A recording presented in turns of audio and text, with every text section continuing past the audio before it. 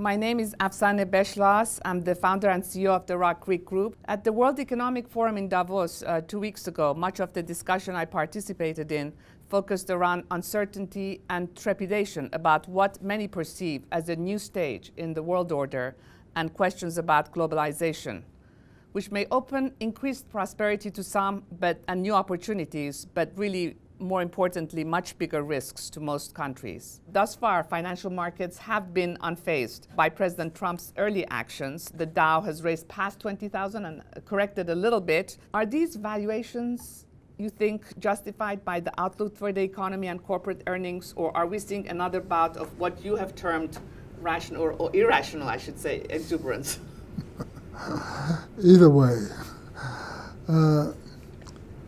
it's what I do when I get a question such as this is try to break down the issue of price-earnings ratios into its components and then look at them separately.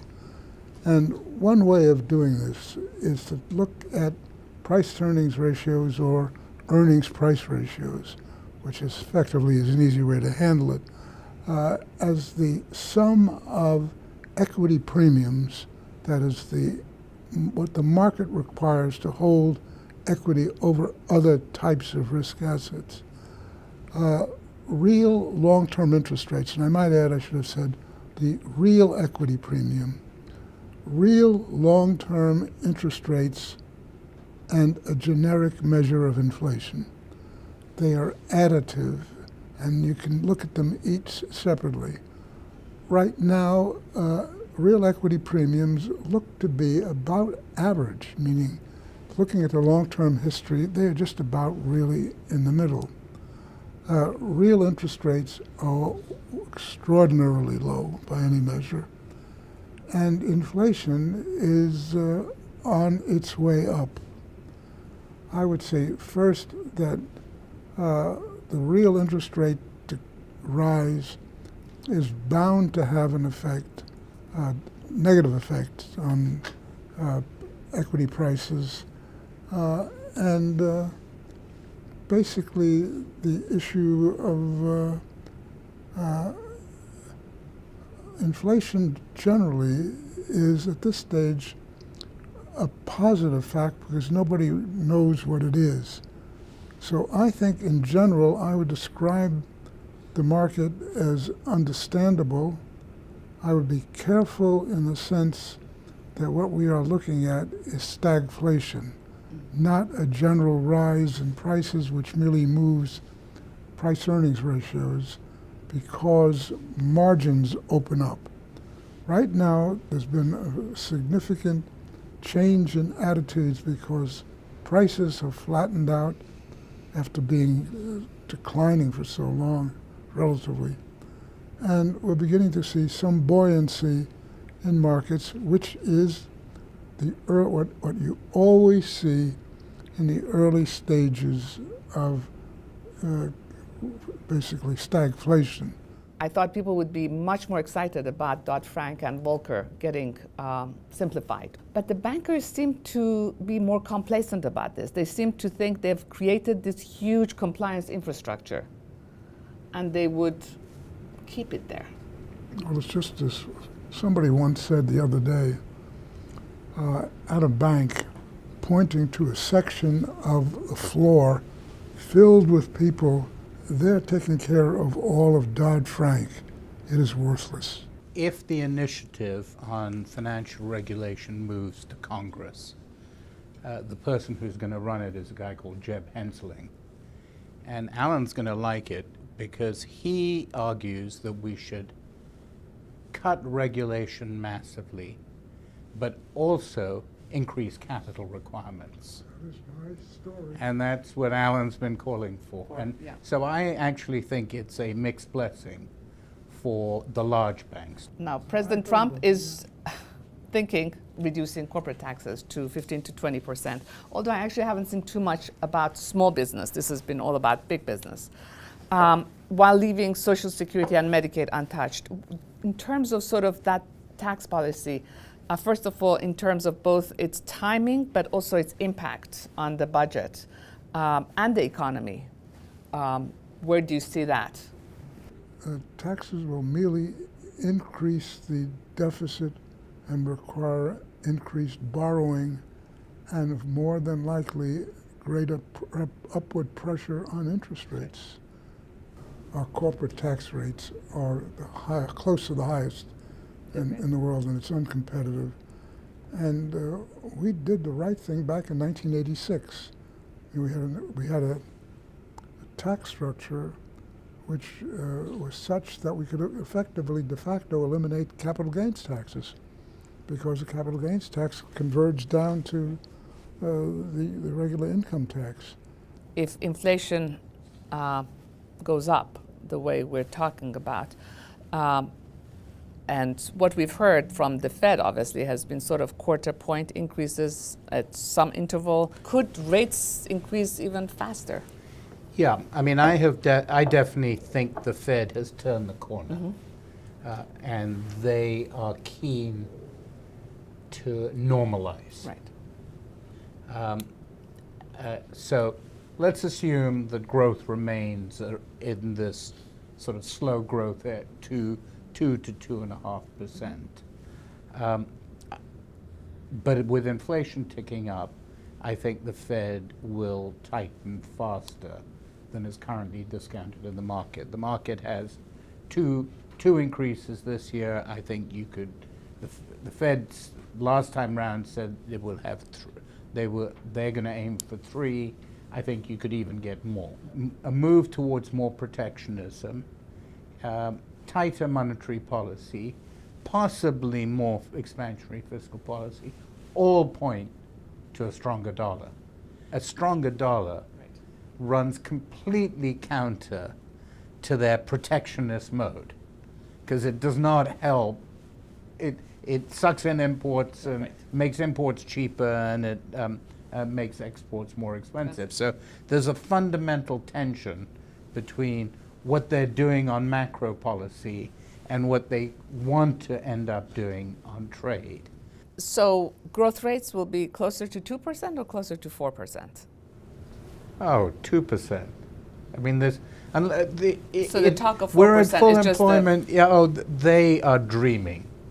Unless they can, unless they let in a whole lot of immigrants, which they're not going to. We're running... I like that. It's a very good point. We're running out of workers, and nothing they are proposing is going to improve productivity. So we're stuck at 2%. In emerging markets, regardless of scenario, emerging markets have a faster, historically, growth rate, and generally double what we experience here. What is going to happen, Liaquat, to emerging markets? The big question for emerging markets is what happens to China. Because this time, about 18 months ago, we were all worried that China was going to implode. And they got the economy back on track, but at the expense of adding further to their debt problem. Right. So we've had, China has basically managed to keep going because of this credit bubble. Mm-hmm.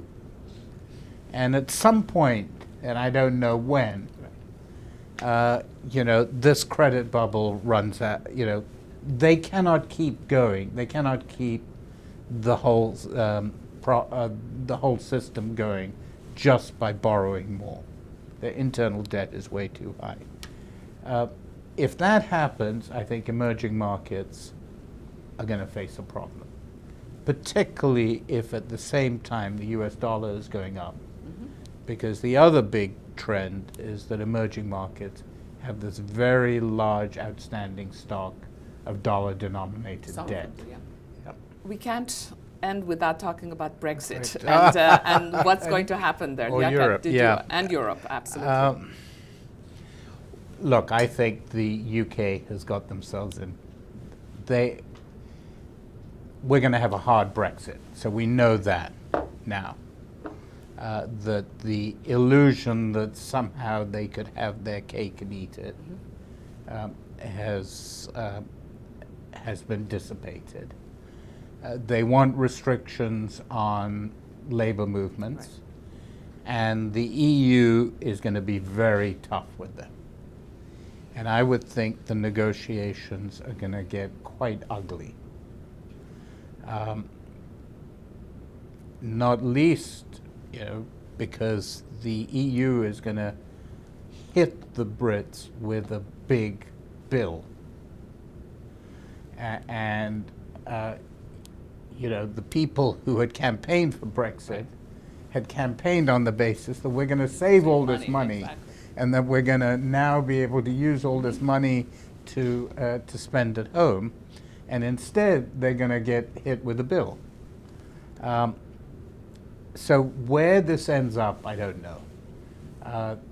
The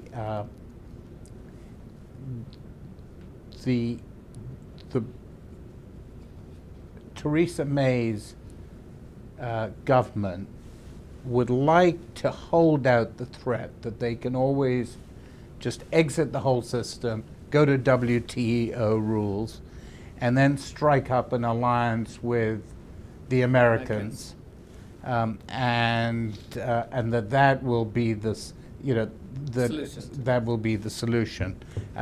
I would think that's it's going to be very hard for that to work. My own view is I think there's a much deeper problem in Europe, and that is reflected in the Target 2 data.